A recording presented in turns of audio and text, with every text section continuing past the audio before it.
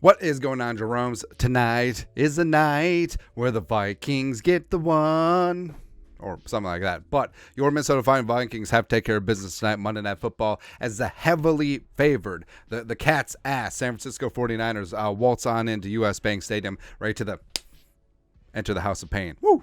That's right, man. So super fired up, but also fired up about the developments in the NFC North division on Sunday, where everything pretty much went the Vikings' way. So as of right now, the Vikings are second in the division, allegedly at 2-4. Eventually going to be 3-4 this evening.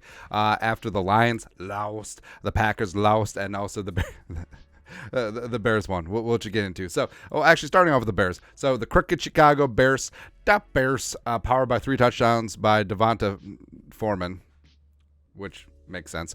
Anyways, also Tyson Bagent, the UDFA quarterback from Shepherd, who we kind of liked in the draft process, right? So he just comes in out of nowhere, outshines Justin Fields, and just drops dimes. And the Raiders, the Raiders are depleted at the moment. No Jimmy G, but he also doesn't play defense. And this is beautiful because not only does the win for the Bears F up their draft position. Of course, they're Bears fans are all about the tanking right now. And also, if Bagent plays well enough the rest of the season, maybe they don't take a quarterback up at the top of the draft. Maybe they don't take a Drake May. Maybe they don't take a Caleb Williams, who, I don't know. I'm starting to have my doubts, man. But whatever. So either way, that's fantastic. As more fuzziness in Chicago at the quarterback position. The Lions. Woo. All right, so we did a reaction video yesterday about the Lions getting humbled on the road in Baltimore, and we pointed out where, the Lions had been living a semi-charmed kind of life, baby, schedule so far, and the Ravens was their first real test, and also first real test on the road, and they got smoked. Like, hey, the Vikings lost 38-7. You can't even get to 7, bro. Come on. Like, you're supposed to have this innovative offense under Ben Johnson, and Jared Goff was supposed to be in the MVP conversation, and you're going to use Jahmyr Gibbs in ways that you've never used a running back before. That guy. Also, on paper, you have one of the best offensive lines in the game, and they got shredded by the Ravens front 7, and also the Lions secondary absolutely got torn apart by Lamar Jackson, who's a pocket passer now. Woo. Love to see it, man. But I see all of the hype of the Lions up here, and even we had them at number 1 in our power rankings this week. I wonder if that's but it's great. It's fantastic. And frankly, if the Lions had won this game, especially in impressive fashion, I'd be like, okay. But Dan Campbell, not so much. No. Going to have to bite a lot of kneecaps to get back into that thing. There you go. But also the greasy, grimy Green Bay Packers. Now, this is great because it's clear that the Broncos have given up. It's clear that they are just like, whatever. So you have a team that's clearly tanking. Stupid-ass Sean Payton is literally trying to lose out and get maybe the number 1 overall pick. And the Packers still can't beat them. Russell Wilson is ass. Thank you. They have a bunch of injuries all over the place. This, frankly, is one of the worst rosters in the league. And the Packers, they came back at the end, but also I love the Packers fans.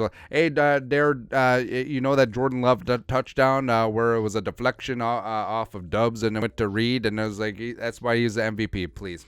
Child, please. Where Love stinks. Yeah. You know the other Jay Gao song? The other one. Bring it, man. And it's just beautiful. It's just beautiful. And also, the Packers have lost 3 games in a row. Hey, remember when they were 2-1 and everyone's calling Jordan Love the next big thing? Not so much. This is a day of cackles. But also, I know that I have to enjoy this golden period because things could get wonky come Monday Night Football. Actually, not so much. Ooh. Do I dare put a couple of jelly beans down on the Vikings minus 10? You heard me. Not plus 7 or 6.5. Minus 10. Woo.